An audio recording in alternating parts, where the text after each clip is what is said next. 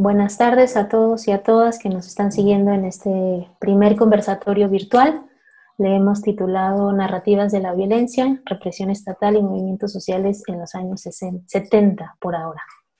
Esta es una iniciativa que estamos organizando desde la Dirección General de Estrategias para la Atención de Derechos Humanos de la Subsecretaría de Derechos Humanos de SEGOV, un largo nombre, el Instituto Nacional de Estudios Históricos de las Revoluciones de México. La idea es que este sea un primer conversatorio de varios que vamos a tener. En esta ocasión nos acompañan 3 historiadores, 3 doctores en historia, Adela Cedillo, Camilo Vicente y Francisco Ávila, a quienes les agradecemos mucho que hayan atendido esta convocatoria. Esperemos que salgan cosas bastante interesantes de aquí. Y bueno, les comentamos también por qué hicimos este conversatorio y empezamos así con este tema. Primero, pues creemos que este gobierno desde distintas instancias ha buscado o ha tratado de atender este periodo desde diferentes perspectivas, y que de alguna manera se necesitaría también el diálogo con otros actores, principalmente en este momento con actores académicos, para definir algunos criterios que nos ayuden a hacer esta política pública de manera más prudente, ¿no? Esa sería como una cosa. Y estos criterios, digamos, históricos serían como muy importantes para la política pública, digamos, como para definir su periodo, la temporalidad, y sobre cómo hacer esta política de memoria, verdad y reparación, y cuáles serían como las implicaciones que tendríamos para el presente. Entonces, bueno, pues les damos la bienvenida y me gustaría presentarles a las 3 personas que nos acompañan el día de hoy. Adela Cedillo es doctora en Historia de América Latina en la Universidad de Wisconsin-Madison. Ella es licenciada también en Historia y maestra en Estudios Latinoamericanos en la UNAM. Las investigaciones que ella ha realizado se centran en violencia política y movimientos revolucionarios, guerras sucias, guerra contra la droga y los derechos humanos en América Latina, desde la Guerra Fría hasta nuestros días. También estas intersecciones entre guerra sucia y la guerra contra las drogas. Tiene varias publicaciones, algunas que las pondremos seguramente en la pantalla. El libro Challenging Authorities in Mexico, Revolutionary Struggles and Dirty War, 1964-82, en el capítulo Violencia, Memoria, Historia y Tabú en torno a la Liga Comunista, 23 de septiembre. También está con nosotros Camilo Vicente, él es doctor en Historia por la UNAM también. Su principal línea de investigación es la violencia política y la represión de Estado a partir de la segunda mitad del siglo XX hasta el presente en América Latina. Entre otras líneas de interés se encuentra la teoría de la historia y la historiografía en América Latina y la historia como herramienta para la política pública. Tiene varias publicaciones y artículos y acaba de publicar un libro sobre tiempo suspendido, historia de una desaparición forzada en México. Francisco Ávila, licenciado en Sociología por la Facultad de Ciencias Políticas, maestro y doctor en Historia por la Facultad de Filosofía y Letras de la UNAM, varias publicaciones, entre algunas, Historia de la guerrilla del Partido de los Pobres, las bases subjetivas de la violencia política en Atoyac Guerrero, y muchas otras que también las pondremos ahí para que las puedan revisar.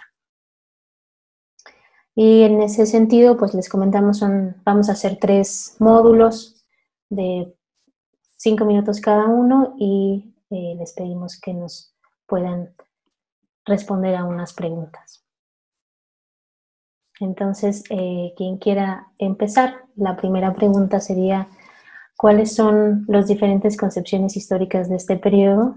Si nos podrían decir esta posibilidad de cuáles son las implicaciones políticas que hay, definiciones como mínimas que pudiéramos tener. No sé quién quisiera iniciar. Bueno, sí, Adela, por Vamos, favor. podremos iniciar por orden de presentación. Pues hay tres formas principalmente en las que se ha periodizado estos años de violencia política, de violencia de Estado contra movimientos sociales y armados. Una es desde la perspectiva de la guerra misma. Ha habido diferentes nombres que se le ha dado como guerra sucia, guerra de baja intensidad, guerra contra insurgencia. La otra perspectiva sería desde los derechos humanos, se ha llamado terrorismo de Estado, se le ha llamado, pues así nada más la época de la violencia de Estado. Entonces, hay una tercera que obedece a los sobrevivientes del movimiento armado socialista, que precisamente la llaman así, el periodo del socialismo armado o del movimiento armado socialista, o también las guerrillas, ¿no? La época de las guerrillas. Entonces, muy interesante cómo estas definiciones atienden a criterios, tres tipos de criterios, ¿no? Claramente definidos. Por un lado, pues los derechos humanos, por otro lado, desde la visión del Estado, conceptos militares, y por otro lado, desde la visión de los militantes socialistas, pues también con esta categoría de movimiento armado socialista, ¿no? Y las periodizaciones también han variado bastante, son principalmente, pues por ejemplo, de las primeras autoras que empezó a hablar de este periodo, tenemos a Laura Castellanos, que ya ella empieza su libro México Armado con la experiencia jaramillista en 1943, dice de 1943 a 1981, es un corte un poco extraño, 81. Después tendríamos como una visión que parte del asesinato de Rubén Jaramillo. Por ejemplo, Tanalis Padilla en su libro sobre Jaramillo dice, bueno, es que esto inaugura la guerra sucia, ¿no? Esta forma ilegal en que el ejército, bueno, encubierto, es una operación encubierta, una operación secreta, ¿no? No fue tan claro que fue dirigida ordenada por el presidente, pero bueno, así se cree que fue, ¿no? La masacre de Jaramillo y toda su familia en Xochicalco en 1962. Otro corte que se ha hecho es a partir del asalto al cuartel Madera en 1965, cuando los atacantes del Grupo Popular Guerrillero intentan tomar el cuartel del pueblo de Madera en Chihuahua, el 23 de septiembre. Es como el inicio simbólico del movimiento armado socialista, pese a que el Grupo Popular Guerrillero desde el 64 venía emprendiendo acciones armadas, ¿no?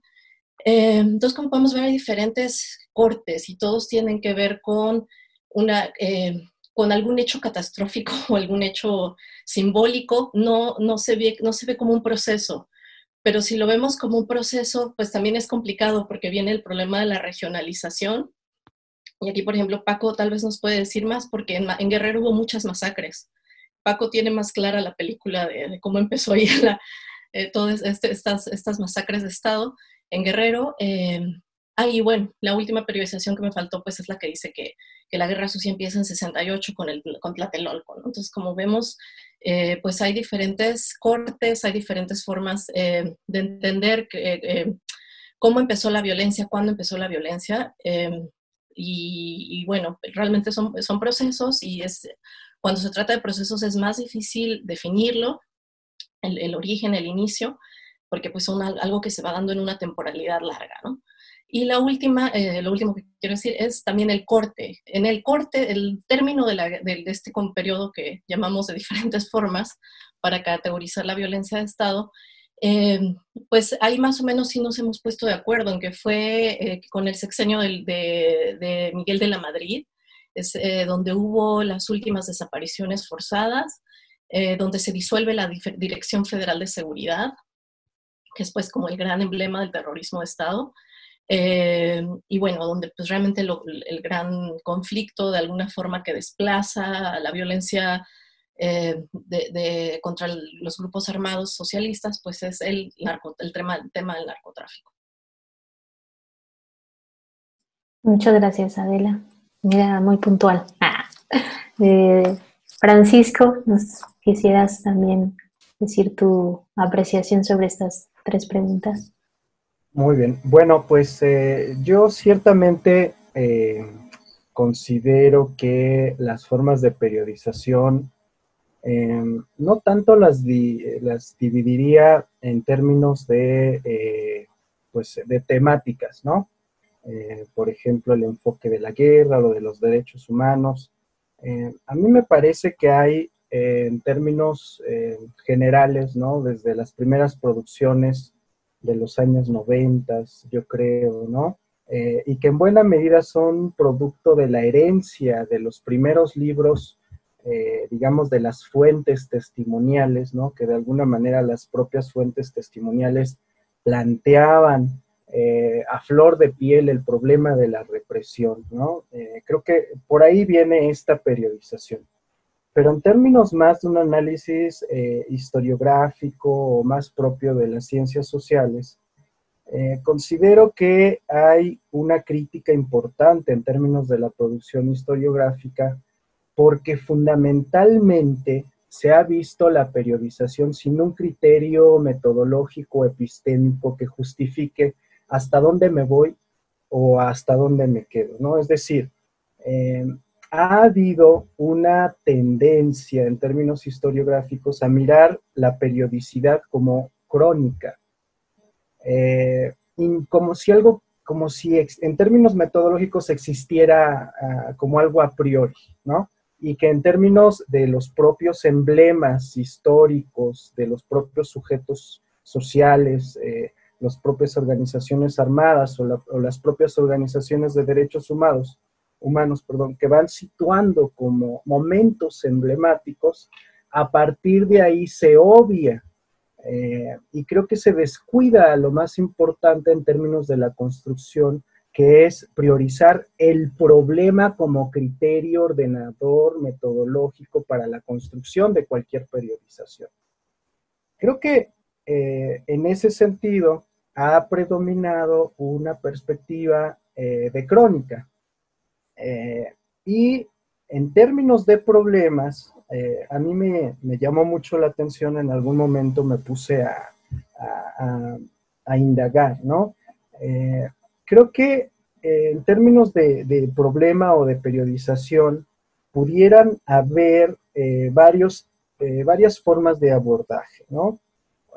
Creo que predomina la percepción de que este es un proceso histórico de mediana duración. Es decir, es más o menos un análisis que remite a la mayoría de los historiadores o de los estudiosos en un periodo de más o menos 5 décadas, ¿no? Más o menos es un periodo que lleva a analizar una serie de raíces que, si bien no vienen directamente de la Revolución Mexicana, pero que sí nos remiten a ese periodo, digamos, posterior al cardenismo, en que se da la crisis del campo y en donde se da una tremenda proceso de polarización social después del alemanismo, ¿no? De este sexenio de Miguel Alemán Valdés. Considero que los historiadores son muy proclives por la mediana duración, si se pudiera decir de alguna manera, ¿no? Mientras que los sociólogos, antropólogos, los politólogos, hay algunos textos interesantes que creo que se inclinan más por la coyuntura. Y esta es otra periodicidad, ¿no? Es decir, la posibilidad de analizar un momento, pudiéramos decirlo así, un acontecimiento a partir de una óptica determinada, ya sea disciplinaria, ¿no? Política, económica, social, y que en términos de esta coyuntura nos estaríamos refiriendo a 1 año, 5 años, digamos propiamente lo que pudiera haber durado un movimiento armado, ¿no? Es una coyuntura, la historia de esta organización, y me voy desde que nace hasta que muere, ¿no?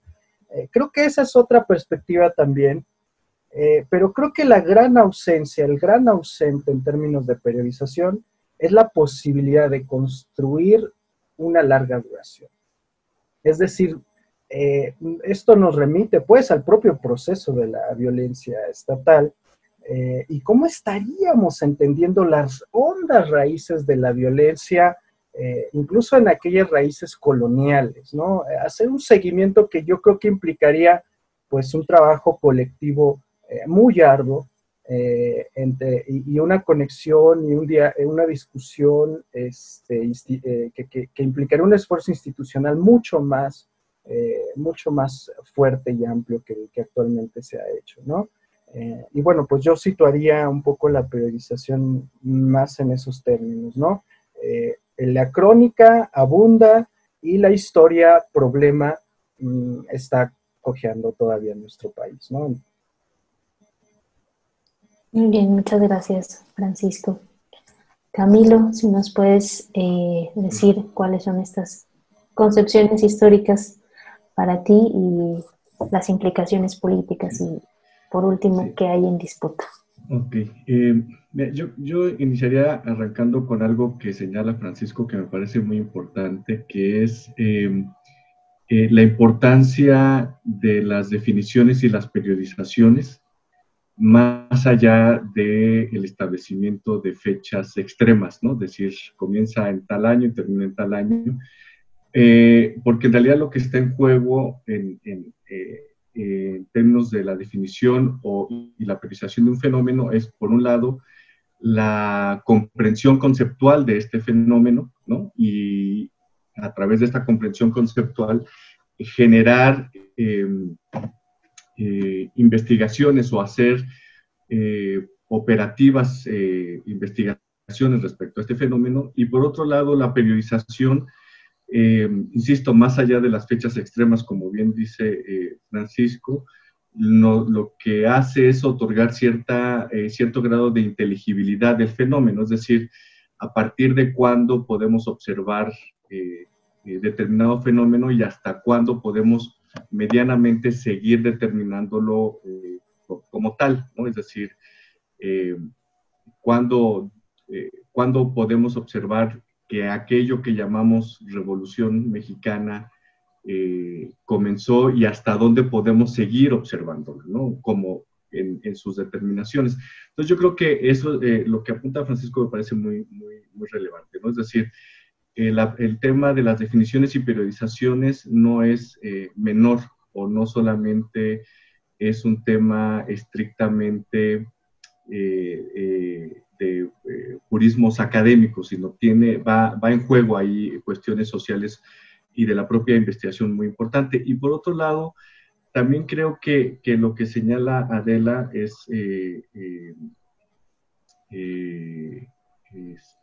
importante considerar las distintas perspectivas desde donde se hacen estos ejercicios de definiciones o de periodizaciones, ¿no? Es decir, desde el ámbito de los derechos humanos, desde los propios participantes, desde la propia academia. Y yo lo que ahí creo que tendríamos que hacer un esfuerzo es de conceptualizar el proceso histórico al que nos estamos enfrentando de una manera un poco más comprensiva, ¿no? Es decir, considerando la diversidad la diversidad histórica pues propia de este fenómeno, me parece que tendríamos que hacer un esfuerzo por un ejercicio conceptual de manera más comprensivo. Yo he tratado de comprender estos procesos como decía Francisco, como un proceso de mediana duración, aunque tenga raíces de muy larga data, ¿no? Un proceso de mediana duración entre la insurgencia y la contrainsurgencia, ¿no? Que son dos conceptos que usualmente van de la mano. Y he tratado así de comprender de manera más o menos amplia este fenómeno, independientemente de, digamos, las particularidades que tanto las insurgencias como la contrainsurgencia tuvieron a lo largo de estos años que estamos tratando, como las violencias, digamos, en términos generales, las violencias políticas de Estado y las disputas políticas que se llevan a cabo más o menos hacia los años 60 y, como también señalaba Adela, más o menos hacia mediados de los años 80s. ¿Por qué me parece que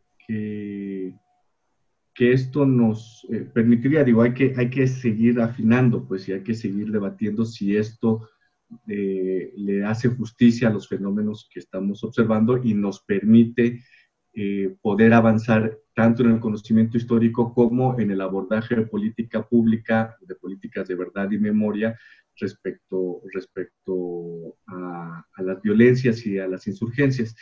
Pero ¿por qué trato de abordarlo así? Porque me parece que si tratamos de definir o de periodizar este fenómeno solo desde una perspectiva, por ejemplo, desde los que lo vivieron, siempre se genera una relación de exclusión, ¿no? Es decir, para quienes vivieron o quienes participaron como actores dentro de este periodo, dentro de este fenómeno histórico, por ejemplo, para los que participan en movimientos sociales o en los movimientos armados, se van a referir, bueno, como este periodo de insurgencia, de lucha revolucionaria, ¿no? De la lucha socialista en México, y para el lado del Estado, de los actores estatales, de los pocos que han hecho algún tipo de declaración o que han tratado de definir esto, usualmente lo consideran como un periodo en el que la nación estaba en juego y entonces las acciones que el Estado realizó fueron acciones de defensa para de defensa de la nación, ¿no? Entonces, me parece que quizá saliéndonos un poco de eso, o sea, de estas particularidades y tratando de generar digamos, conceptos mucho más comprensivos, podremos más o menos abarcar tanto en términos de su definición como en términos de su periodización, podemos abarcar este periodo. Vale, muchas gracias. Bueno, pues agradecer, creo que fue muy complementario lo que cada uno dijo, a Adela que nos da como esta visión de cómo se ha hecho o cómo se ha periodizado este momento histórico con definiciones me parece bastante claras, ¿no? De estas tres formas de nombrarlo también. Creo que el nombre también es importante. A Francisco que nos dice de cómo problematizar esta construcción histórica, la propia periodicidad está en juego, ¿no? No es una cuestión que sea mínima de hablar de un periodo como si no tuviera unas raíces fuertes o tal. Y este gran ausente que dice Francisco de la larga duración.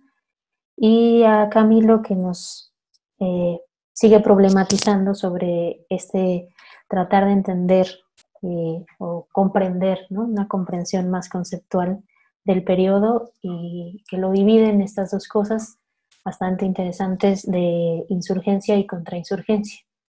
No sé si tuvieran algo al respecto que decir, como Adela un poco le preguntaba a Francisco si la regionalización tendría a lo mejor alguna otra implicación más allá de la fecha, ¿no? Si ver en lo específico tuviera otras consideraciones que hablar sobre este periodo. No sé si quieren empezamos por Francisco, luego Adela y Camilo, o Camilo y luego Adela para que sea como mezcladito. Uno o 2 minutitos, ¿vale? Muy bien. Bueno, pues creo que sí, efectivamente esto que propuso Adelita es algo importante, ¿no? Y que creo que en muchos sentidos también Camilo trabaja en su propio libro, que en muchos sentidos nos damos cuenta que la especificidad histórica bajo la cual se imprime esta necesidad de hacer una periodización nos remite al espacio en el que al espacio regional, a las relaciones sociales, con esta especificidad histórica que se imprimen a nivel regional. Pero nuevamente nos enfrentamos con el problema de la delimitación de no solo del tiempo, sino del espacio. Es decir, que usualmente se piensa que el espacio es algo que está a priori ahí, donde los contornos, digamos, institucionales del Estado, dice hasta aquí es Aguascalientes, esta línea, ¿no?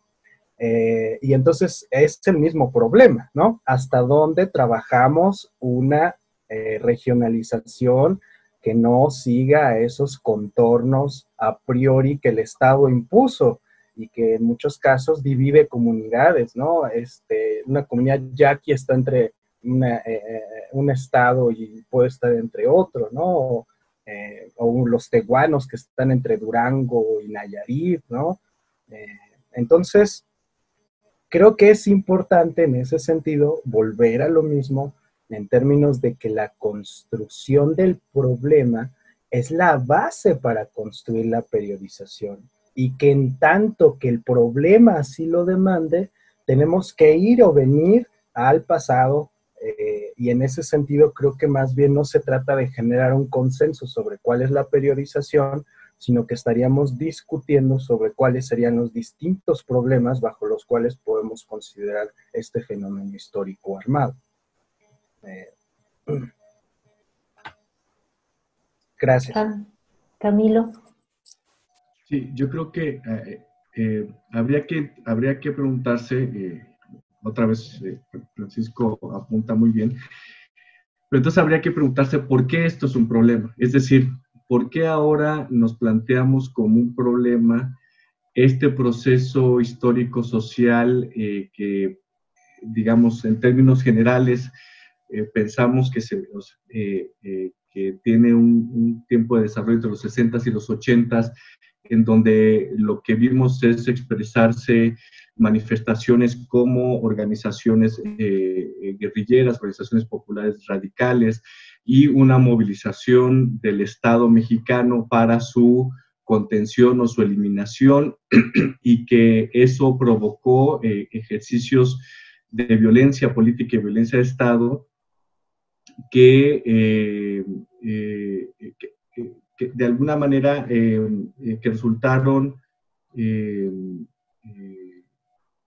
digamos, disruptivos en la historia mexicana, pero que además durante mucho tiempo no hablamos de ello, ¿no?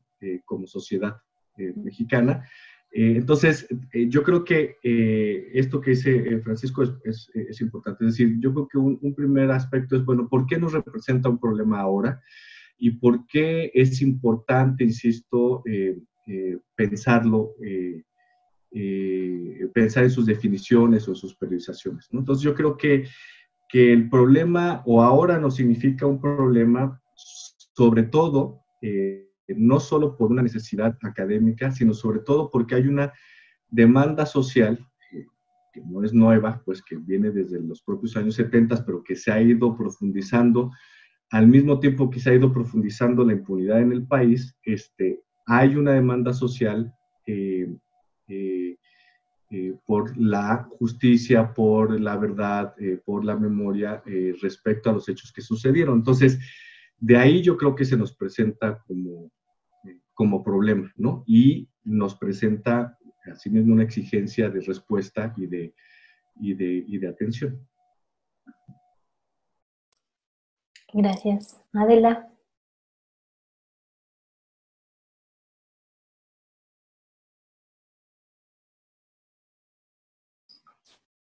Tienes apagado tu micrófono.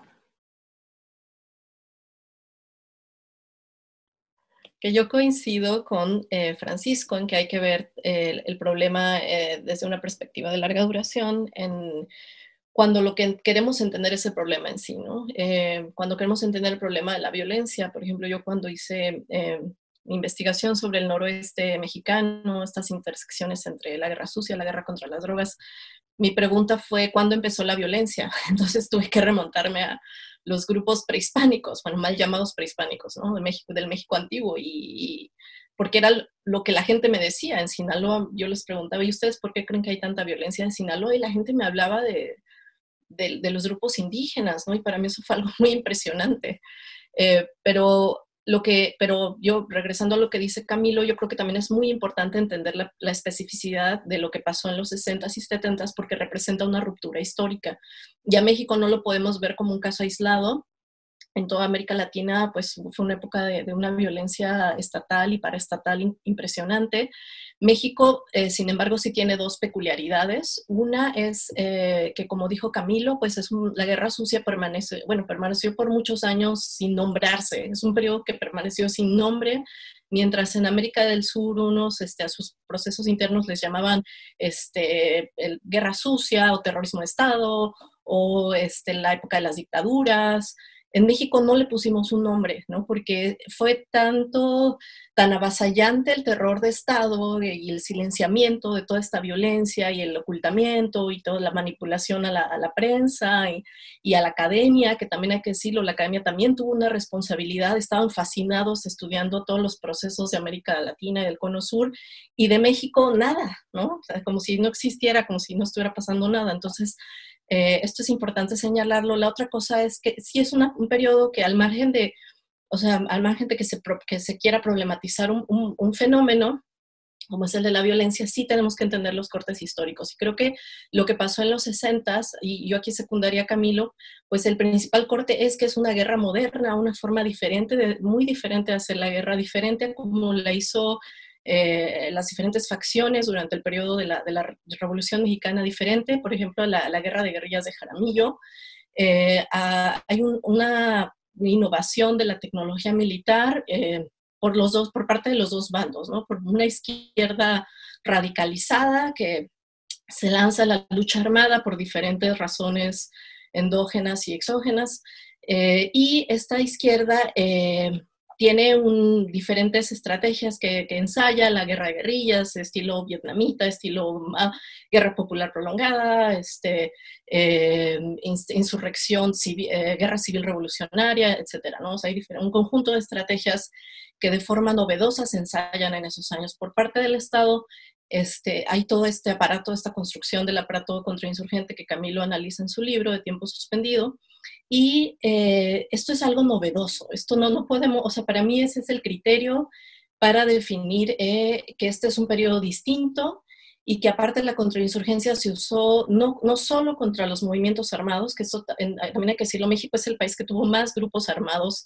La cantidad no se correspondía con el número de militantes, da una falsa impresión. Yo tengo un listado de 46 grupos armados en ese periodo que surgen entre los 61 y 85, 83, 46 grupos, pero muy pequeños la mayoría, ¿no? Entonces, es el país que tiene más grupos guerrilleros, político-militares, algunos muy, muy desarrollados, otros pues comandos efímeros, pero eso también hay que señalarlo. Y esta guerra del Estado, esta guerra asimétrica, esta guerra que no fue nombrada en su momento, pues también fue contra los movimientos sociales, ¿no? O sea, se aplican técnicas contrainsurgentes contra unos y otros, y creo que esa es una de las características más terribles de este periodo. Muy bien, muchas gracias. Pues como los conocíamos, que no íbamos a llegar a nada, no es cierto, mentira. No, agradecer mucho esta segunda parte también. Creo que es muy importante el tema que pone Camilo sobre, abondando un poco lo que decía Francisco también, que es, entonces, ¿cuál es el problema ahora? Como, ¿qué es lo que estamos problematizando en este momento de ese periodo? También es muy importante lo que dice Adela y Camilo sobre el tiempo de silencio que se guardó sobre este periodo, y que bueno, ahora ya hay una demanda sobre este periodo, ¿no? Y ahí, enos aquí hablando sobre esto y tratando de entenderlo, ¿no? Y entonces, en ese sentido, pensando en el ahora y en pues, ¿para qué estamos pensando este periodo desde las instituciones además, ¿no? Desde la parte de la política pública, les queremos preguntar, teniendo en cuenta todo lo anterior que han dicho sobre la problematización, sobre la propia definición de los periodos, del periodo, si es posible tener un consenso mínimo para este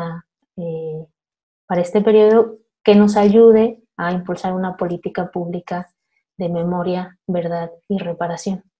Esto es importante, o sea, pareciera que no se vuelve sino realidad en cuanto a se vuelve política pública. Hay que definir a quién se repara, cómo se repara, qué memoria se va a estar diciendo, con base en qué, etcétera, etcétera. Entonces, desde su perspectiva, desde su experiencia y expertise también historiográfica, esa es la pregunta. ¿Podríamos tener como esos consensos mínimos para una política pública?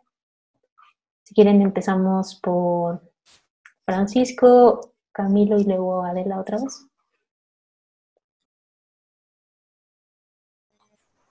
Bueno, pues yo creo que es una pregunta muy compleja que demanda pues un esfuerzo interdisciplinario, pero voy a aventurar algunas ideas que a mí me mueven, que a mí me interesan.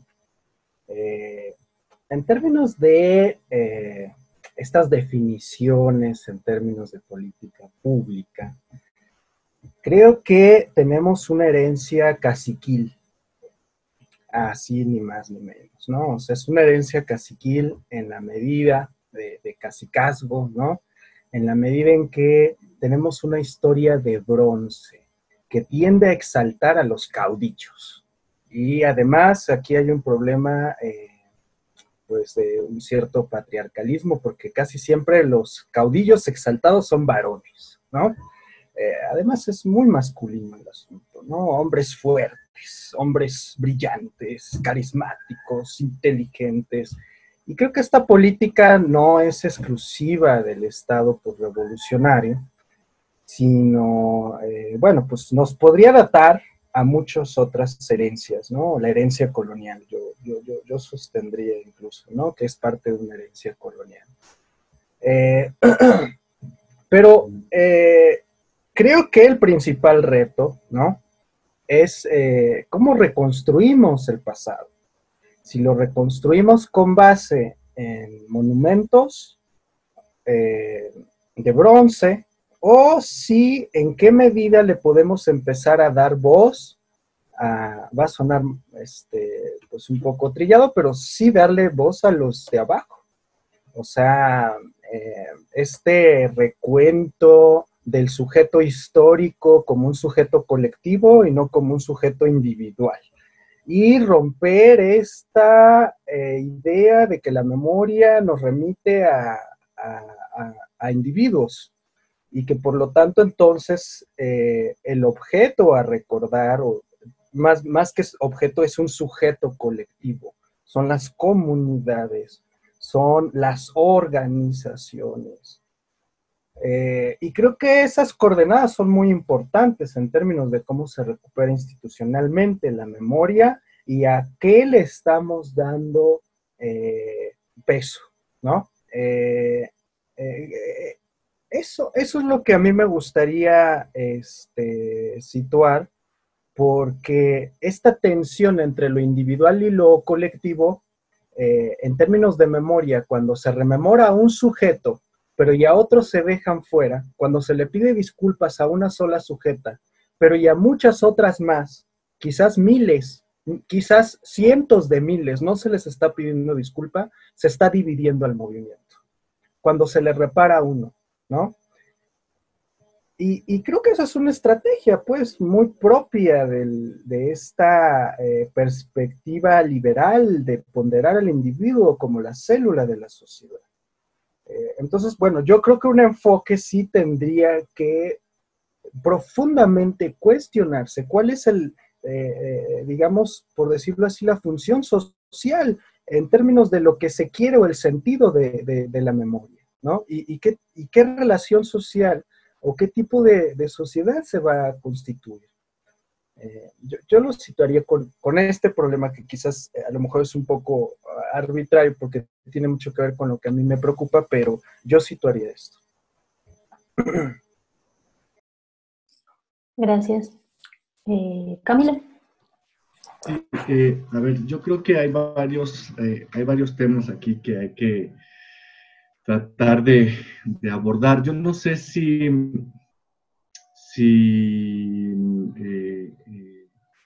la idea de consenso funcione. Lo que sí tendríamos que estar impulsando es por lo menos cierta actitud o cierta iniciativa de abordar estos temas con mayor amplitud, en espacios cada vez más amplios, discutirlos, etcétera. O sea, es decir, seguir abonando en construir una memoria y historias públicas, ¿no?, que tanto tiempo estuvieron soterradas. Yo diría aquí, me voy a permitir comentar 3 cosas lo más concreto y rápido posible para que la moderadora no me silencie. El primero es, a ver,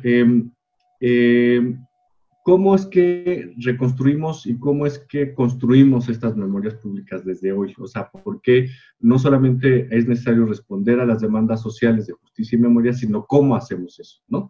Eso es fundamental. Y por eso es importante también ahí discutir cómo es que nombramos a este fenómeno, ¿no? Hay algunas cosas que compartimos en lo que se ha dicho aquí sobre la novedad, la disrupción que significa este proceso en los años 60, independientemente de que las raíces o haya elementos de muy larga duración hacia atrás, sin duda alguna hay una novedad que irrumpe en estos años, ¿no? Hacia principios de los años 60.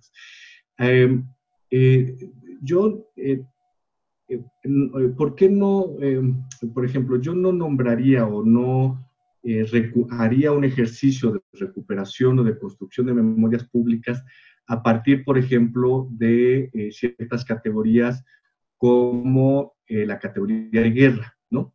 En particular la de guerra sucia. Aunque es de uso común y entiendo por qué se usa de manera común, sin embargo, el asunto de recuperar estas historias, estas memorias a partir de esta categoría habilita, digamos, en el espacio público y en la memoria dos cosas que me parecen importantes y preocupantes al mismo tiempo. Por un lado, habilita, digamos, el discurso bélico en el contexto o en contextos sociales muchos más amplios, donde no necesariamente sucedió o pasó así, ¿no? Y eso es algo que habría que señalar y al mismo tiempo justifica también, aunque no sea la intención, pues sobre todo, por ejemplo, cuando comenzó a utilizarse esta categoría que viene de ciertos grupos de derechos humanos, de familiares, aunque no era su intención, lo que sucede es que se habilita una justificación que el propio Estado construyó para el ejercicio de la violencia, ¿no? Es decir, ¿por qué tuvieron que implementar las técnicas no solamente ilegales, sino además terroríficas que implementaron, como la desaparición forzada o como las torturas, etcétera?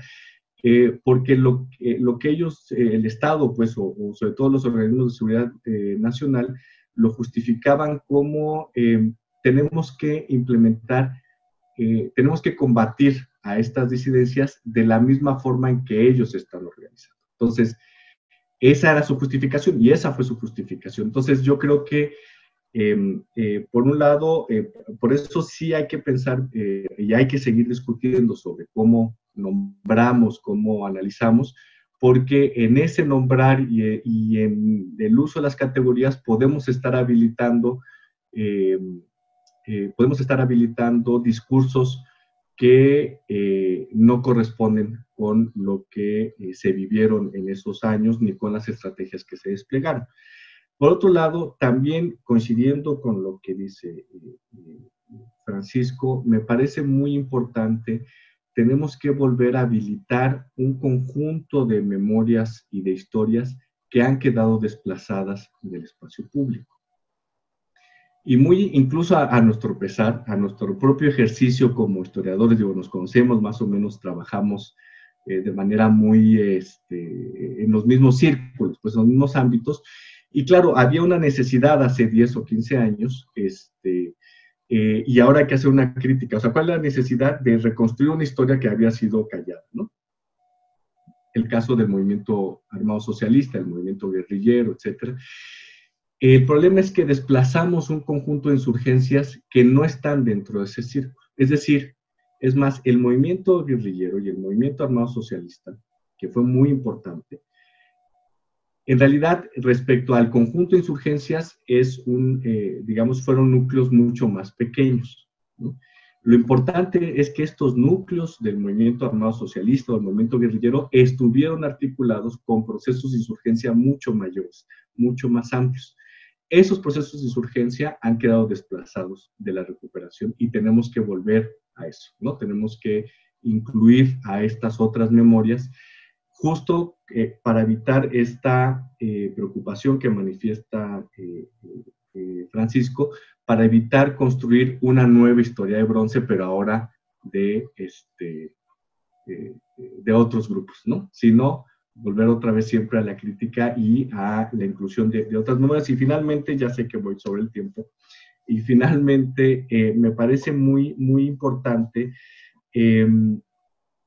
que a partir de esa recuperación, a partir de esta crítica histórica y de esta recuperación de otras memorias, entonces pensemos la política pública de verdad y memoria junto con las organizaciones de sobrevivientes, de familiares, y que se piense qué es qué formas de construir estas políticas de verdad y memoria, tanto desde el ámbito gubernamental como desde el ámbito de la sociedad civil, qué formas tendrían que implementarse. Por ejemplo, Francisco menciona el tema de la disculpa. Digamos, es un método muy que se ha utilizado en otros lugares, es decir, a tomar casos paradigmáticos y a partir de eso, digamos, construir políticas públicas. Lo que habría que pensar es, y ya cierro, lo que habría que pensar, es que ustedes no ven, pero me está presionando por el mensaje, ¿no?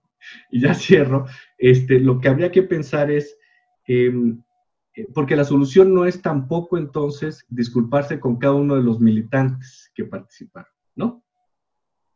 Porque ese tampoco sería el camino. Entonces, tendríamos que pensar justamente los procesos sociales de manera mucho más amplia, más allá de la forma en que hemos reconstruido estas militancias también, ¿no? Perdón. No, todo bien, estás a tiempo. Adela. Sí, bueno, nosotros tenemos un desafío muy grande porque yo creo que somos la primera generación de historiadores que tiene una conciencia muy clara del discurso de los derechos humanos, y también nos tocó una época en la que la historiografía incorpora los derechos humanos en conexión con el análisis de estos procesos de violencia, ¿no? Imagínense en la época de la Revolución Mexicana, que hubo, pues, como este historiador Francisco Pina lo nombró, un genocidio, ¿no?, contra comunidades agrarias. Esos crímenes nunca se investigaron, nunca hubo ningún tipo de memoria colectiva sobre estas atrocidades de la Revolución Mexicana, prácticas que anteceden a la tortura, a la desaparición forzada, pero que ya desde este periodo de 1910 a 1920, ¿no?, que se cometen toda clase de atrocidades. Entonces, pero la generación que reconstruye la Revolución Mexicana se va por el lado de los caudillos, la historia de bronce. Entonces, nuestra memoria de la Revolución Mexicana, un proceso donde murieron entre 1 millón de personas y entre 1 millón y 2 millones de personas, es una memoria glorificada, ¿no?, de glorificación de los caudillos, es una desconexión impresionante, y esa desconexión es el origen de todos nuestros problemas. no tenemos una forma colectiva de procesar la violencia, la procesamos como olvido y como glorificación de los caudillos. Y ese patrón que emergió con la Revolución Mexicana de enfocarse en los caudillos y sus hazañas y sus batallas, lo estamos reproduciendo hasta cierto punto con el tema de la llamada Guerra Sucia. El debate de cómo llamar la guerra sucia, yo recuerdo, no es actual. Empezó con la alternancia partidista de Fox en el 2000. Ahí me tocó, bueno, 2000 y años, de todo el sexenio de Fox, ¿no? Fue un sexenio de mucho debate. Yo recuerdo que una parte de los exmilitantes sobrevivientes de la llamada guerra sucia decían, no, pues es que sí fue una guerra sucia porque fue una guerra donde se violaron las convenciones de Ginebra, donde se subvirtió completamente el Estado de Derecho, no se respetó ninguna ley. Hubo otras personas que decían que no, que había que reivindicar la agencia de los militantes. Por eso la idea de un movimiento armado socialista, como reivindicando a los participantes. Entonces, bueno, este debate empieza ahí. Yo no soy fan del concepto de guerra sucia, pero creo que sí es un concepto que va a ser muy difícil que desterremos, porque la conclusión de todos estos debates es que hubo gente que propuso formas alternativas de denominar este periodo, y al final todos le seguimos llamando guerra sucia, ¿no? Entonces es algo que ya se quedó así como tan incrustado en nuestro lenguaje cotidiano, que incluso la gente que ha propuesto alternativas a este nombre de guerra sucia siempre termina diciendo, bueno, yo propongo que se le llame así, pero ha sido llamada guerra sucia, ¿no? Siempre la guerra sucia es como el concepto que marca, ¿no? A partir del cual definimos. Y creo que también ha habido una confusión, porque en Argentina, países como Argentina, son los militares los que nombran el periodo de terrorismo de Estado, que ya es un consenso público llamarlo terrorismo de Estado. Ellos, los militares, lo nombran guerra sucia, ¿no? Ese concepto viene del ejército. De hecho, el ejército de Francia, el ejército de Estados Unidos, ellos hablan de la guerra sucia que ellos están haciendo contra Vietnam y todas estas colonias de Asia y África, ¿no? Y es un concepto que retoma la prensa. El concepto aparece por primera vez en alusión al conflicto entre Francia y la entonces Indochina, a fines de los 50, ¿no? Bueno, mediados de los 50. Entonces, en México es el único país donde son los exmilitantes los que dicen se hizo una guerra sucia contra nosotros, ¿no? Es algo que viene de ellos, no viene del Estado. De hecho, los militares, los pocos militares que han hablado, que han dado entrevistas, ellos niegan que haya habido una guerra sucia. Hubo un militar muy famoso, Alberto Quintanar López, que él decía, no, que va a ser guerra sucia, fue una guerra de limpieza para limpiar todas esas alimañas de comunistas y trotskistas, literalmente, ¿no? Entonces, creo que es algo que va a ser muy problemático llegar a un consenso, pero creo que en términos de cómo vamos a definir este periodo, porque yo coincido totalmente con Camilo que las insurgencias, otras formas de insurgencia no armada han sido de alguna forma soslayadas, y una de las características más interesantes de los 70s es que tenemos las tres cosas. Tenemos guerrilla, tenemos insurgencias sociales en todo el país, movimiento agrario, movimientos obreros, movimientos de colonos, de todo tipo de movimientos, y el narcotráfico. Es una década súper compleja por estos tres tipos de movimientos que se conjugan. Y sí, definitivamente tendríamos que buscar una categoría que englobe a los tres, pero ha sido difícil. A mí cuando me preguntan cómo llamar esta época, pues yo la verdad no sé, por eso digo, llámenla como dice la convención, guerra sucia. Yo no tengo una mejor propuesta. Pero yo sí creo que hay cosas que los tenemos que poner de acuerdo, y que creo que sí nos vamos a poder poner de acuerdo. Cuando se inauguró la FEMOS, la Fiscalía Especializada para Movimientos Políticos y Sociales del Pasado, en 2002, pues se le llamó así a este periodo, Movimientos Políticos y Sociales del Pasado. La gente que estaba en la Fiscalía, por ejemplo, la primera que dirigió el equipo de investigación histórico fue Ángeles Magdaleno. Ella terminó tomando partido por los represores. O sea, México es el único caso, yo creo, donde ponen a una persona a investigar la historia de la violencia, de esta violencia increíble de Estado contra los movimientos sociales y armados, y la persona termina tomando el partido del ejército, de la DFS, de Nazararo, de Luis de la Barreda, ¿no? Impresión increíble, ¿no?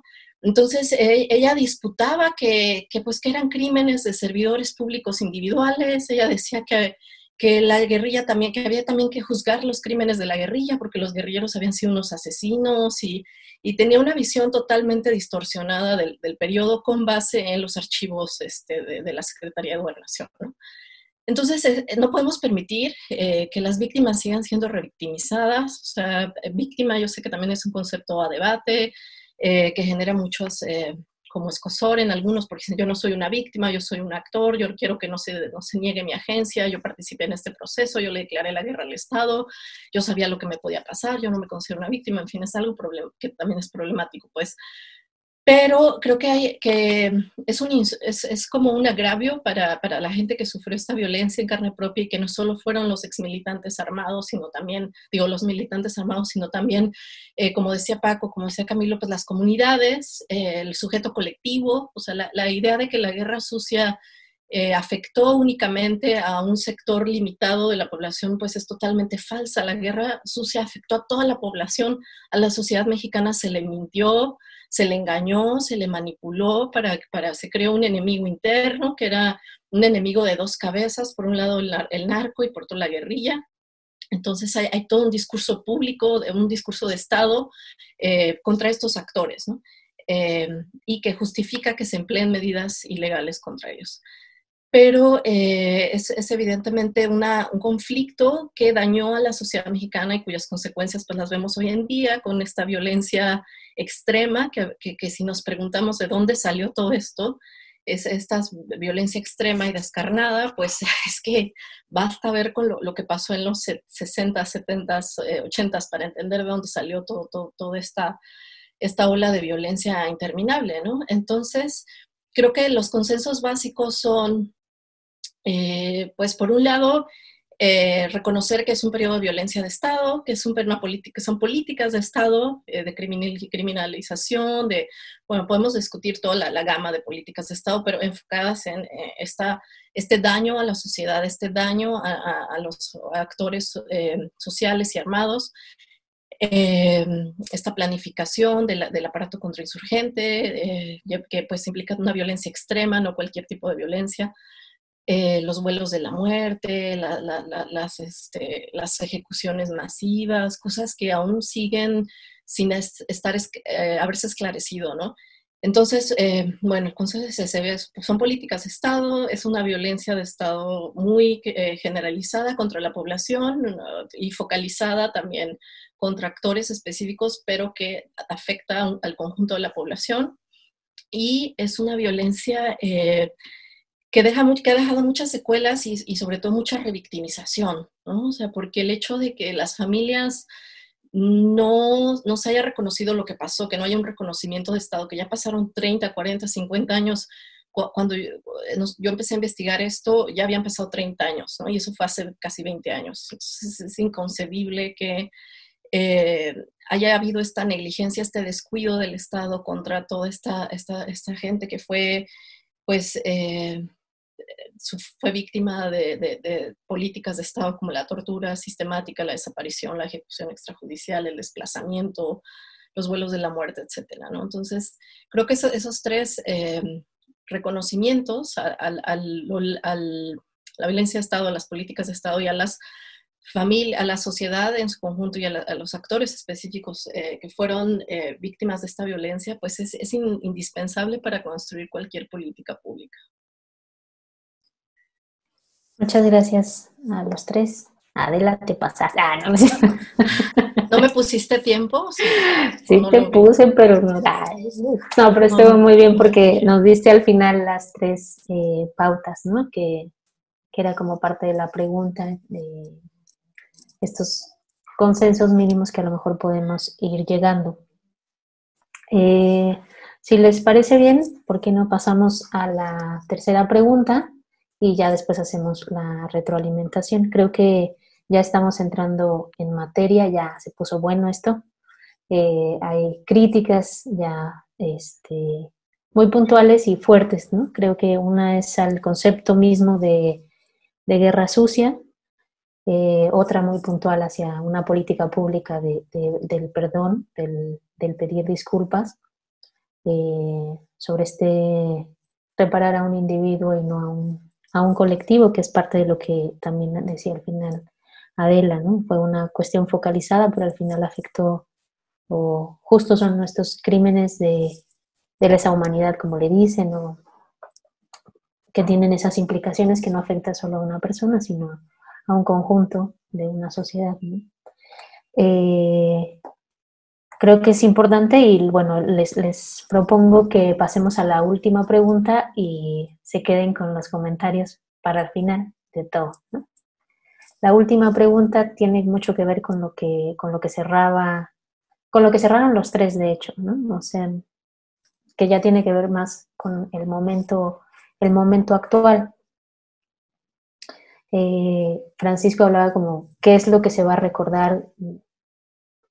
Da mucho pie para pensar que va a haber otra historia de bronce y pues habría que tener mucho cuidado de no generar esa narrativa. Camilo, por ejemplo, hablaba de que el concepto de guerra sucia justifica la propia violencia de Estado, o el propio concepto está justificando la manera en que se actuó, y tiene mucho que ver con lo que estamos pensando ahora, que también lo dijeron los tres. Creo que también ese es otro consenso al que estamos llegando, que han sido desplazadas otras memorias que tendrían que estar ahora en el debate también, ¿no? Que yo creo que son un pendiente para estos conversatorios. Tendríamos que tener también esa inclusión en el debate para que propiamente también definieran este concepto o este periodo.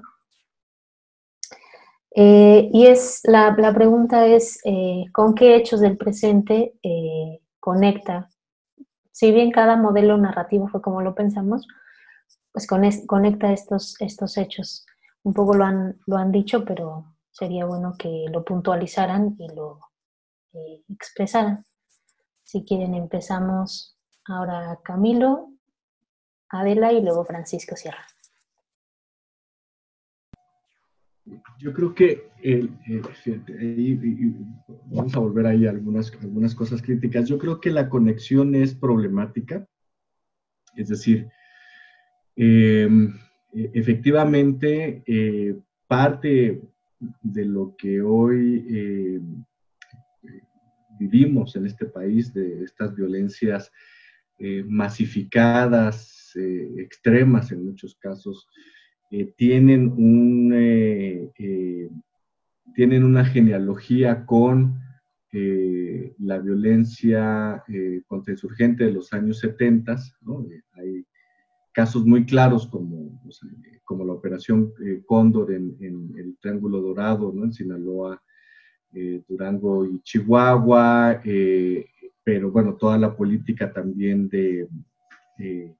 bueno, lo que se conoció como el combate al narcotráfico con mayor intensidad en los años 70. Sin duda, aunque la violencia que hoy vivimos tiene una genealogía ahí en este periodo, la violencia contrainsurgente, en realidad estamos hablando no de una continuidad, ¿no? O sea, no es un fenómeno que continúa por distintas vías, sino que estamos hablando de fenómenos completamente distintos que reactivan en la memoria pública algunas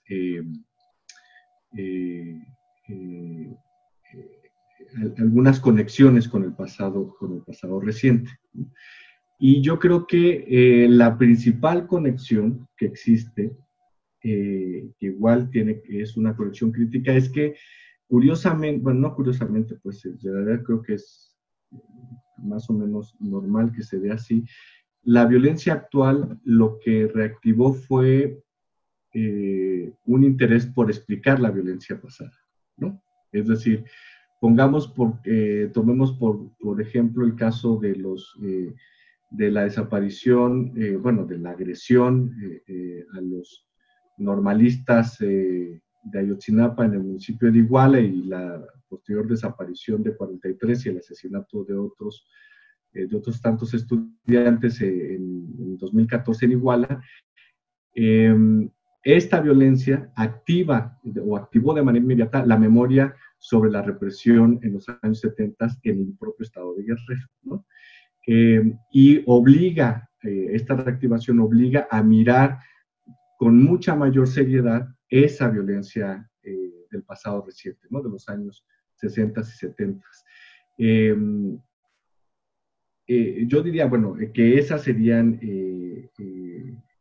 las conexiones, pero que no son conexiones ni de continuidad, ni estamos tratando con el mismo tipo de fenómenos, aunque se les parezca, como la desaparición de los estudiantes de Ayotzinapa, pues no tiene nada que ver con las desapariciones forzadas en los años 60 y 70, no porque unas hayan sido peor que otras, sino estamos más bien en lógicas de violencia totalmente distintas que estamos obligados a analizar y a dar una respuesta.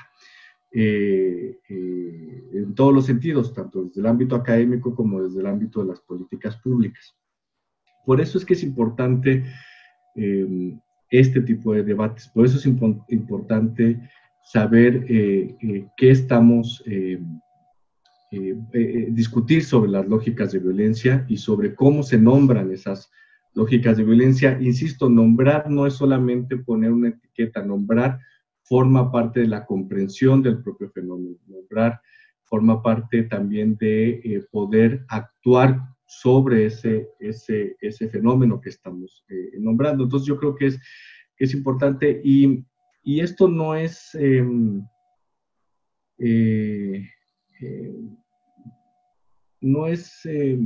digamos, novedoso. Lo que pasa es que han caído en el olvido o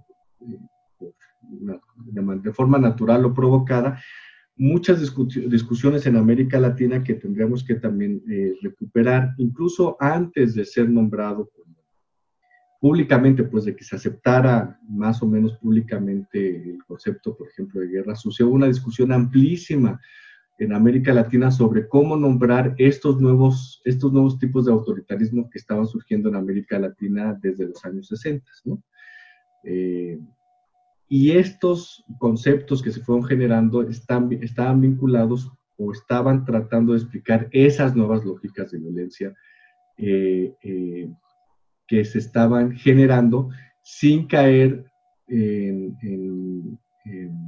digamos, sin caer en facilismos para poder, digamos, expresar de manera más simple lo que estaban analizando, sino hicieron un esfuerzo bastante complejo, ¿no? Entonces yo creo que ahí también está el reto que nos pone la actualidad. La actualidad nos está obligando a mirar con mucha mayor seriedad nuestro pasado reciente, ¿no? Y había que hacer un esfuerzo para corresponder con ese llamado que nos está haciendo. Y solo para recordar, por ejemplo, antes de ser llamado guerra sucia de manera común, hubo conceptos como el de burocrático autoritario, que sacó Guillermo Donnell, o conceptos como el de Estado contrainsurgente de Rui Mauro Marini para explicar lo que estaba viviendo en Brasil en esos años. Es decir, hay mucho material para repensar y contextualizar los propios análisis que estamos haciendo sobre las violencias presentes y pasadas en México, ¿no? Gracias. Francisco, adelante. ¿Sí era así? Yo entendí que era primero Adelita, pero no tengo problema. Bueno, entonces Adela y luego Francisco.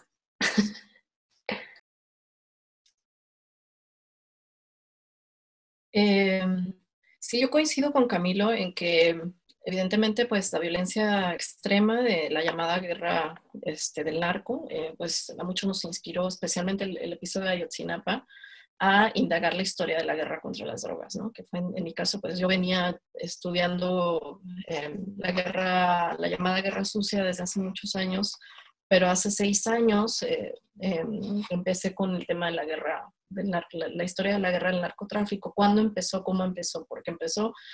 Y yo sí, a diferencia de Camilo, yo veo continuidades muy claras entre la guerra contra el narcotráfico de los 60, que empieza de hecho en 1969, porque hay que entenderlo desde la perspectiva regional.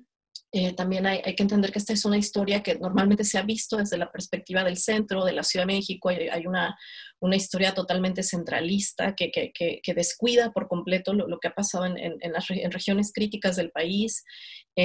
Por ejemplo, la historiadora Gladys McCormick, ella dice que pues hay que ver en el campo primero lo que estaba pasando en el campo, porque fue un laboratorio de técnicas contrainsurgentes que después se aplicaron en las ciudades, ¿no? Y yo coincido con su análisis, porque lo que yo veo en la región que mejor conozco, que es el noroeste, el llamado cuadrilátero de oro, que bueno, algunos lo llamamos cuadrilátero, la prensa lo llamó triángulo dorado, pero básicamente son los 4 estados, ¿no? Sonora, Chihuahua, Sinaloa y Durango. Pues ahí vemos una intersección muy clara entre la llamada guerra contra las drogas, la guerra sucia, por ejemplo, en 1965 con el asalto al Cuartel Madera.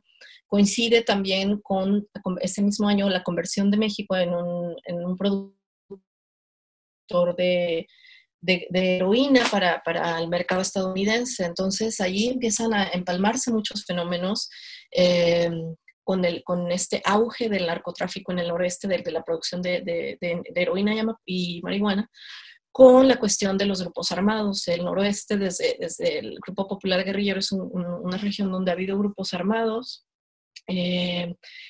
aunque estaban en estado de latencia, por ejemplo, entre 65 y 68, que reaparecen, estuvieron en estado de latencia. En los 68 vuelve a haber operativos contra insurgentes, luego los erradican a este grupo, en fin, pero es una región de violencia guerrillera, ¿no? Desde el 64 en adelante, y de narcotráfico, ¿no? Entonces, lo que hace el ejército, lo que hace el aparato de seguridad nacional, pues es que empieza a tratar al conflicto como si fueran lo mismo, ¿no? Como si fuera un monstruo de 2 cabezas, la guerrilla del narco, y instauran un estado de sitio de facto, empiezan a agredir a la población de la sierra. A mí me impresionó mucho, por ejemplo, encontrar reportes de masacres, de supuestos narcotraficantes.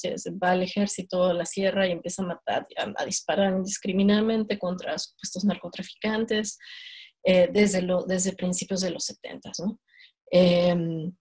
Y yo creo que o sea, si ve uno en una perspectiva así larga, las continuidades, dices, bueno, en la sierra de Madre Occidental, ¿cuándo empieza y cuándo termina o sea, esta guerra contra las drogas, ¿no? O sea, realmente desde el 69 que empieza el Plan Canador, con asesoría de los Estados Unidos, con toda una serie que Estados Unidos ya está totalmente involucrado en la contrainsurgencia. Entonces este Plan Canador ya tiene como una línea contrainsurgente, ¿no? De ir atacar a las comunidades productoras de droga, que finalmente son campesinos, y aprovechar también pues para pegarle a los movimientos sociales y armados que haya por ahí.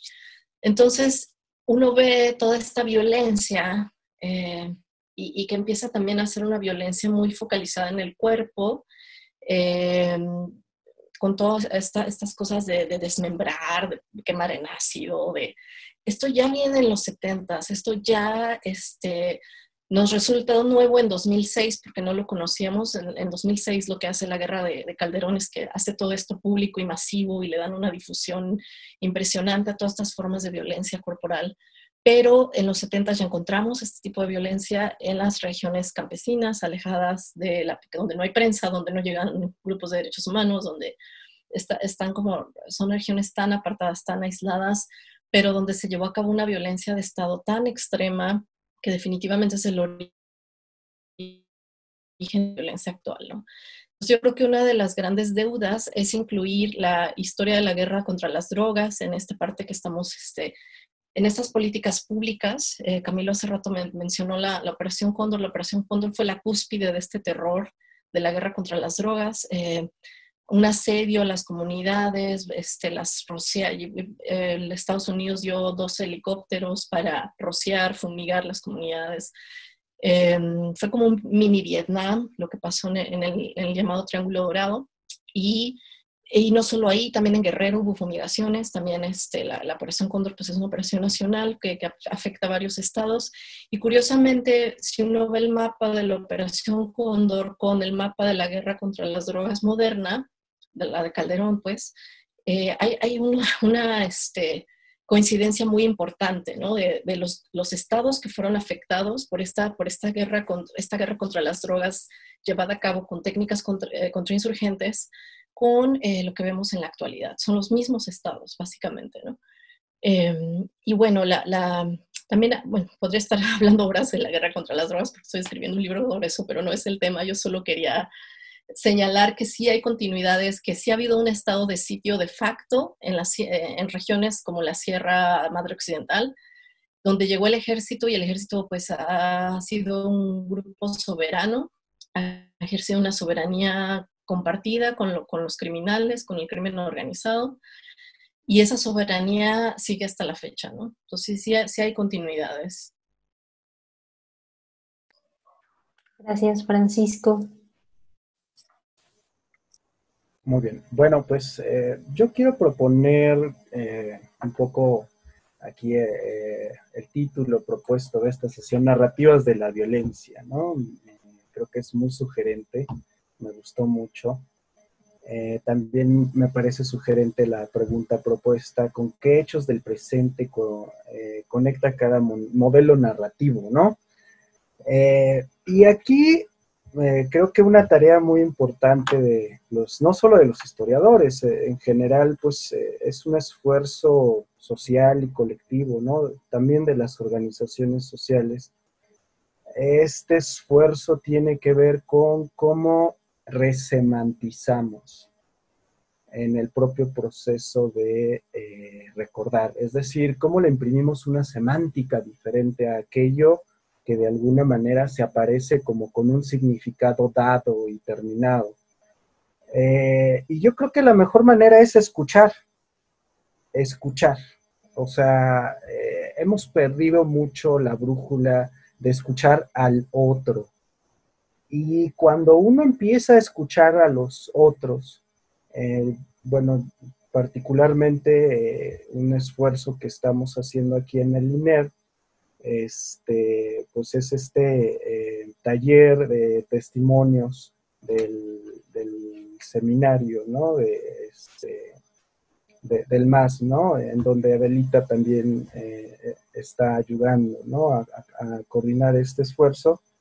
Y en este conversatorio, y a través de muchas otras entrevistas que he tenido con muchos exmilitantes, bases de apoyo, un discurso en términos de semántica que existe en este periodo tiene que ver con el amor. O sea, y creo que eso es algo, o sea, cuando muchos de ellos hablan su historia, ¿no? Ellos están oponiéndose a la violencia por medio de una utopía que lo que busca es generar una relación que precisamente parta de la igualdad, del amor, de la fraternidad, de la solidaridad, y eso es algo que consistentemente está en sus historias de vida. Pero desde su herencia católica, ¿no? Desde este amor católico del que por supuesto que todos los militantes, creo que en su mayoría son herederos, pasando y transitando por todo lo que tiene que ver con un proceso general de lucha internacional, la Guerra Fría, que nos sitúa la utopía como el centro. Es un periodo de certezas, de confianzas, de tener confianza en el futuro, ¿no? Y que por lo tanto la violencia es parte del contexto, pero me parece que situado desde los propios sujetos en su propia mirada no es lo central. Y entonces, ¿cómo resemantizar cómo llamar este movimiento? Yo particularmente me acerqué desde la utopía y siempre me ha gustado pensar, ¿no? Este periodo como el periodo de la esperanza, como el periodo del proyecto histórico de transformación nacional, como el periodo de lucha revolucionaria. Y que viene a contrastar precisamente con esta otra narrativa digamos, de lo que es el discurso de la guerra sucia, que tiende a centrar a los sujetos como objetos, es decir, como cuerpos quebrados, dominados, cercenados, todo esto de lo que nos habló Adelita, y que creo que eso es propiamente parte de una cultura caciquil, como parte de ese recuerdo o de ese trauma, de esa afectación grabada en la propia forma en cómo llamamos ese pasado. Desde esta narrativa considero que hay una construcción subjetiva de esta semántica de la guerra sucia desde el dolor y la frustración. Desde un profundo dolor y desde una profunda frustración que lleva a situar la memoria como una memoria inconsciente. Es una memoria inconsciente grabada que tiende a mirar ya no la utopía, ya no el proyecto, a olvidar por completo como si aquel proyecto hubiera sido una gran equivocación. Y eso es algo que está presente en todo el proceso de recuperación de la memoria con los compañeros. Es un proceso que en el taller llevamos con algunos compañeros. Compañeros que llegan al taller diciendo, ¿para qué voy a hablar? Eso son puras pendejadas. Literalmente hubo quien lo planteó así en un principio. ¿Por qué voy a recordar eso? Fuimos derrotados, ¿sí? Ahí hay una afectación. Y el trabajo de memoria, por lo tanto, tiene que ver con cómo nos aproximamos para reconocer y hacer consciente esa afectación, que como ya lo dijo Adela y Camilo, es una afectación nacional, colectiva, muy profunda, pero creo que esa es una primera aproximación. Creo que otra aproximación con respecto a esta categoría de la guerra sucia tiene que ver con un uso ideológico pragmático. Es decir, para aquel discurso democratizador que veía cualquier proceso revolucionario, cualquier violencia como un pecado, ¿no?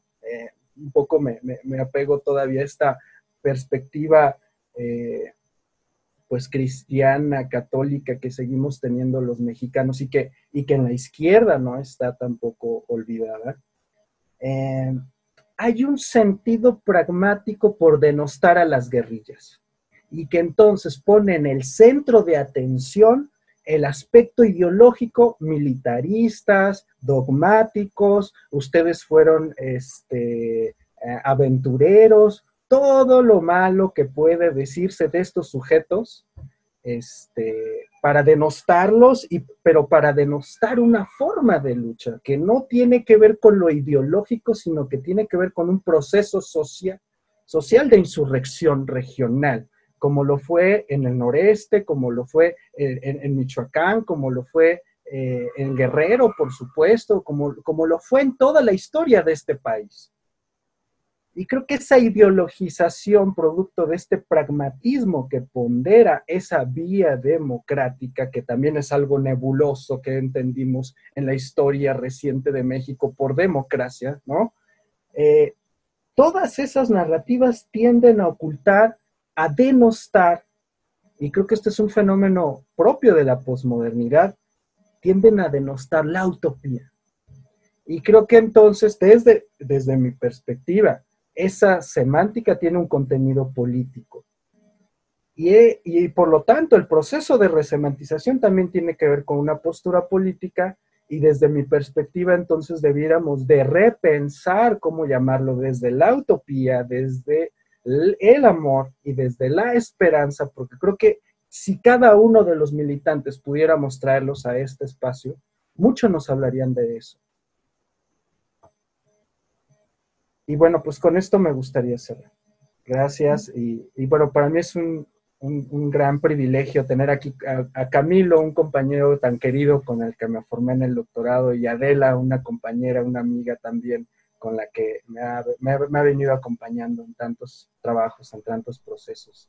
Y bueno, pues a Mariana también muchas gracias por tu calidez y por esta magnífica moderación que has hecho el día de hoy. Gracias. Entonces no nos vamos. Ah, no, no, no se despida. Ya hasta Falta me lo más despedí. bueno.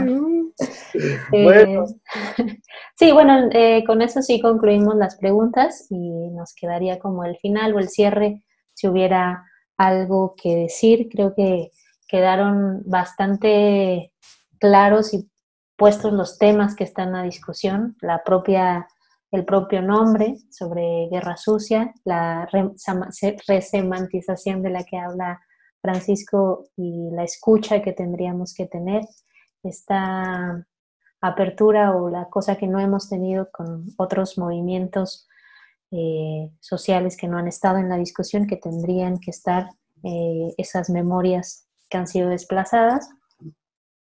Como la parte que nos ha dado Adela de la puntualidad histórica, desde donde se han definido estas narraciones, el propio nombre, y que queda otra vez a discusión, ¿no? Otra vez a discusión el término, el resemantizarlo desde, pues ahora propone Francisco desde una parte de la escucha de los procesos de utopía.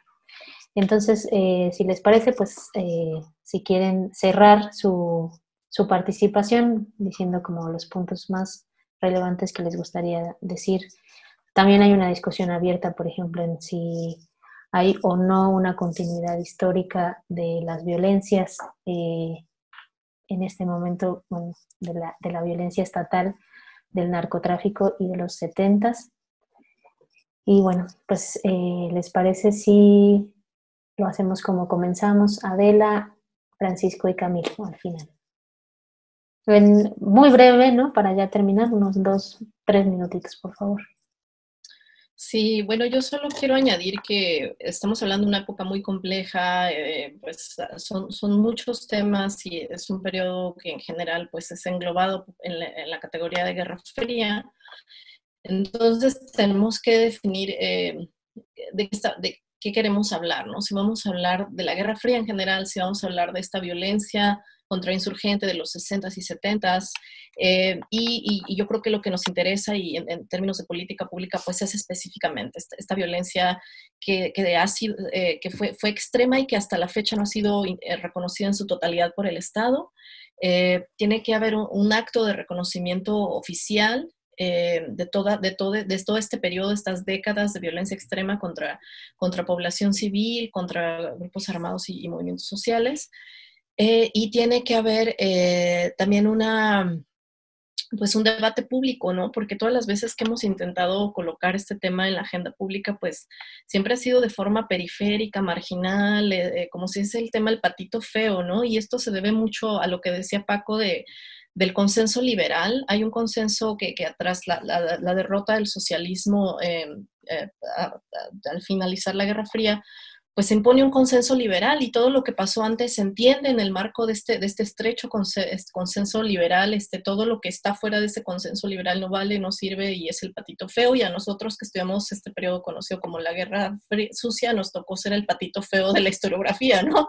Debido a este consenso liberal. Y el 68, pues ese sí, con bombo y platillo, porque esa es parte de la mitología liberal, ¿no?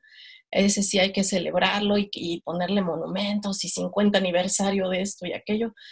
Y todo lo que pasó antes y después, de eso no se habla, ¿no? Eso no amerita bombos y platillos. Entonces yo creo que es muy importante reconocer este dispositivo ideológico, en eso coincido absolutamente con Paco. Y bueno, ya para finalizar, yo quiero insistir mucho en que la cuestión académica, bueno, los académicos seguiremos debatiendo toda la vida, pues a eso nos dedicamos, pero en términos concretos y pragmáticos hay una deuda del Estado, hay una necesidad apremiante de que se reconozca este periodo, la violencia del periodo, se reconozca las víctimas, haya una política de memoria para que se recuerde todo esto que quedó fuera del consenso liberal. Que haya una política de justicia, que pues ya la mayoría de los represores se murieron, pero no hay que quitar el dedo renglón. O sea, hay gente como, bueno, si puedo mencionarlos, Echeverría, Edna Oregrosa Delgado, en fin, gente que participa en cosas realmente extremas y que están en su casita como si nada y no les da ni el viento, y es una gran injusticia que no haya ningún tipo de iniciativa para juzgar a estos represores. Y en términos de una justicia más concreta para las víctimas, pues una reparación del daño. Creo que al margen de los debates académicos son demandas de los movimientos de derechos humanos y que yo creo que tiene desde la década de los 70s y que creo que tiene que haber una respuesta muy clara y muy firme del Estado de cómo va a abordar cada uno de estos rubros: memoria, verdad, justicia y reparación. Gracias. Francisco. Ya, bueno, yo cerraría con algo que me parece muy importante. ¿Con qué hechos del presente conecta cada modelo narrativo? Y bueno, finalmente, ¿cuál podría ser esa narrativa, ¿no? Yo creo que no hay narrativa sin un proyecto histórico. Y entonces, creo que sí es un buen momento para pensar cómo esa memoria nos da referentes para repensar nuestro propio proyecto que actualmente se tiene en nuestro país. Es decir, esta voluntad ciudadana por votar por un presidente, esta voluntad por buscar un cambio, que creo que es un esfuerzo importante y que nos lleva de alguna manera a situar esta memoria o esta necesidad de reparación de daño, esta necesidad de transformación, en términos de si nos interesa reparar o nos interesa construir. Y construir implica cómo recuperamos esta memoria para encontrar referentes que nos ayuden a construir una nueva utopía y ser críticos de la propia o de la existente, de lo que hay, ¿no? Y en ese sentido, la historia nos da el aprendizaje, nos da la capacidad crítica y eso nos distancia de una historia de bronce. Creo que una política en este sentido, pues, no puede olvidar la noción o la categoría de proyecto histórico. Y creo que finalmente eso es lo que está a debate cuando hablamos de una narrativa. Y con esto cierro. Muchas gracias, les abrazo y les quiero mucho. Gracias. Muchas gracias, Francisco. Estuvo bien tener otro momento para el cierre. Quedó muy chido. Camilo. Sí, a ver, yo creo que tendríamos que, quizá yo creo que un consenso no dicho es que tenemos que seguir trabajando. Es una historia que apenas está, aunque ya se lleve más o menos unos 15 años de manera sistemática desde la academia y desde algunos otros sectores construyendo historias, pero todavía falta mucho por hacer. Y yo creo que, bueno, hay que seguir trabajando y de esos trabajos, tanto individuales como colectivos, podremos seguir avanzando en las determinaciones más precisas en términos de categorías de uso, etcétera, ¿no? Y lo más importante, la comprensión de este periodo histórico. Y yo cerraría, yo creo que hay una obligación ética y política de recuperar las memorias insurgentes, que no solo, que no corresponden solamente a la militancia guerrillera, sino que es mucho más amplio que ello. Hay que recuperar las memorias insurgentes, hay que conversar con la mayor cantidad de actores que participaron dentro de este proceso, y también hay que recuperar bueno, desde mi perspectiva, hay que recuperar la estrategia contrainsurgente. ¿Por qué? Porque eso nos va a permitir también poder desactivar circuitos de violencia que se han ido transformando, pero que se han ido, que han tenido un largo proceso también de consolidación en las propias instituciones estatales y en otros, ahora, con la violencia que actualmente vivimos, en otro tipo de actores. Entonces, comprender también las violencias de Estado nos posibilita o nos va a habilitar para poder desarticular ya sea a través de la acción ciudadana en organizaciones o a través de políticas públicas más pertinentes, desactivar estos circuitos de violencia.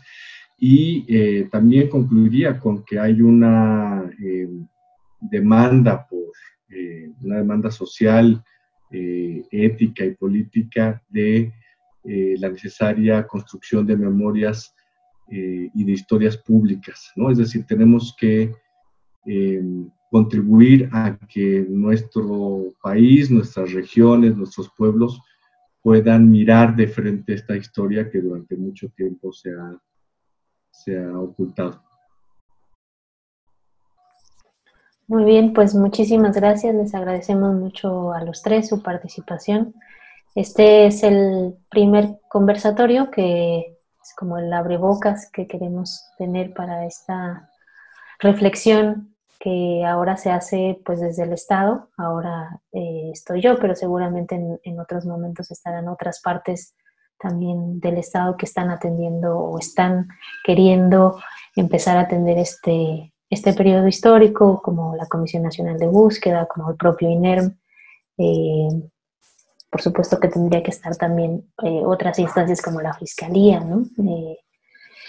Y bueno, pues es la invitación a que quienes nos escuchan, los millones que vamos a tener de auditorio, pues sigan el proceso que va a ser como de aquí a diciembre, y vamos a tener varios invitados dentro de las propias instituciones. Seguramente van a estar familiares. Hoy decir que nos hablaron los familiares de justo la persona que está atrás de Adela, que es el Flaco, una persona desaparecida, que querían estar acá, pero pues en este momento no pudieron, pero sin duda van a estar en los siguientes conversatorios y veremos la manera en que su voz también esté aquí presente, y seguramente tenemos mucho que seguir platicando, como dijo Camilo, pues seguir en esta lucha. Y bueno, con eso terminamos y pues agradecerles y ya. Gracias por la invitación y pues un gusto dialogar con ustedes.